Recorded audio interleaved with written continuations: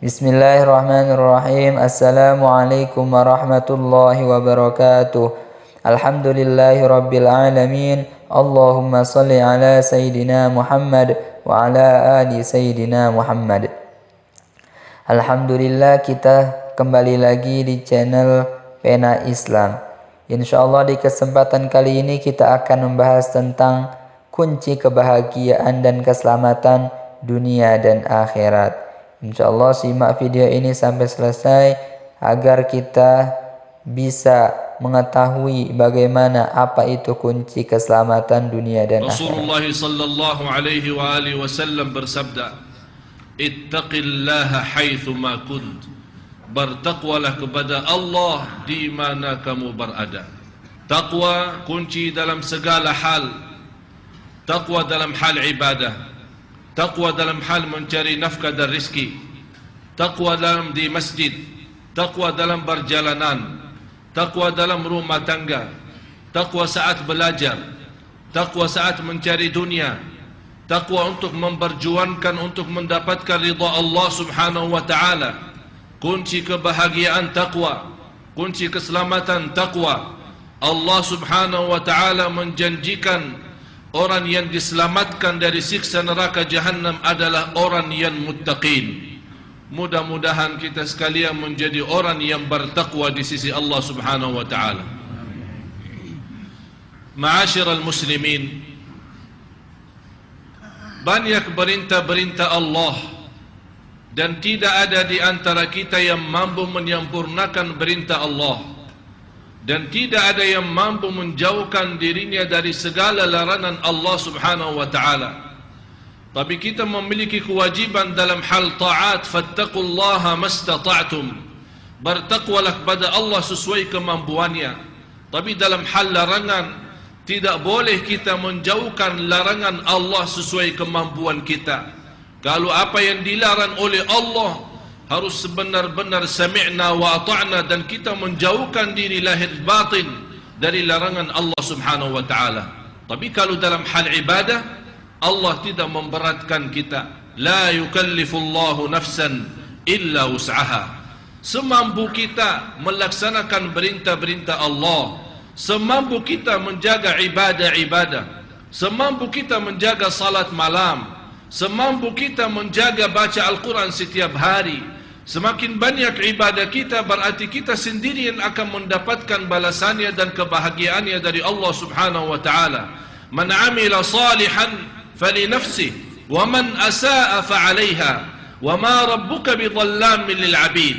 Barang siapa yang beramal salih, itu kembali kepada dirinya sendiri. Dan barang siapa yang berbuat keburukan, juga kembali kepada dirinya sendiri. Tinggal anda milih.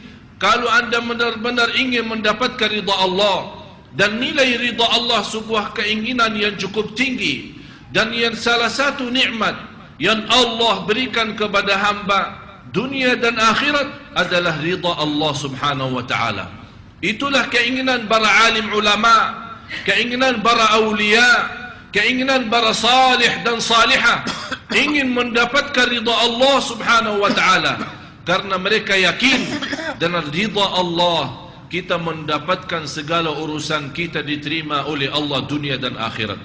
Ma'asyiral muslimin yang dimuliakan Allah subhanahu wa ta'ala, salah satu menuju ke ridha Allah subhanahu wa ta'ala memakmurkan masjid. Masjid dalam sejarah Islam memiliki keutamaan yang cukup luar biasa. Masjid bukan hanya tempat salat berjamaah, tapi masjid tempat silaturrahim. Masjid tempat kita saling mengisi. Masjid tempat belajar ilmu. Masjid tempat akad nikah. Masjid tempatnya kita bermusyawarah. Malah di zaman Rasulullah sallallahu alaihi wasallam, pertama amalan waktu beliau berhijrah ke kota Madinah, pertama gerakan dan amalan yang beliau lakukan adalah membangun masjid. Begitu masuk di batasan kota Madinah, membangun Masjid Quba, menjadi pertama masjid sesudah datangnya Islam. Kemudian begitu Rasulullah SAW sampai di tanah kota Madinah, membangunkan Masjid Nabawi. Sebelum Rasulullah SAW mencari posisi tempat tinggalnya, sebelum mencari rumahnya beribadi, Rasulullah memfikirkan masjid.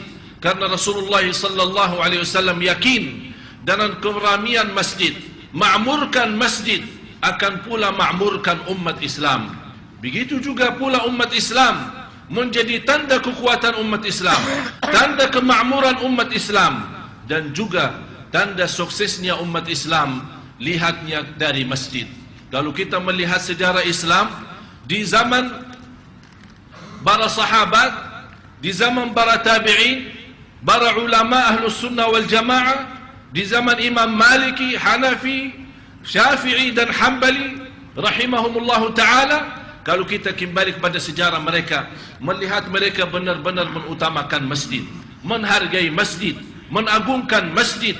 Malah Rasulullah sallallahu alaihi wasallam sudah menjanjikan orang-orang yang menggantungkan kalbunya ke masjid, mencintai masjid dan senantiasa mengutamakan masjid dalam segala urusannya dan tidak pernah menjauhkan diri daripada masjid, akan terjamin mendapatkan husnul khatimah dan juga di hari kiamat mendapatkan ridha Allah Subhanahu wa taala.